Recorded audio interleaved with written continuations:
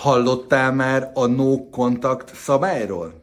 Te próbáltad már valaha? Sokan azt tartják, hogy ez az egyik legütősebb, legjobban működő eszköz ahhoz, hogy újra tud kezdeni az exeddel. Nekem az elmúlt közel 15 év az nagyon jól megmutatta az ügyfelek kapcsán, hogy ez egyébként iszonyatosan nagy tévedés. A no contact az egy hatalmas nagy zsákutca. Na de miről van szó?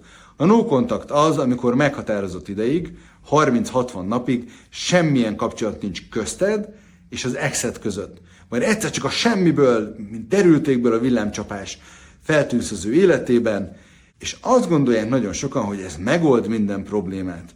Én viszont azt láttam és azt tapasztaltam az elmúlt években, hogy 30-60 napig, amikor teljesen eltűnsz, az arra lesz neki tökéletes, hogy ő tovább lépjen. Szóval ha az a célod, hogy újra akarod kezdeni az exeddel a párkapcsolatot, akkor tedd meg, hogy nem tűnsz el, főleg nem 60 napra.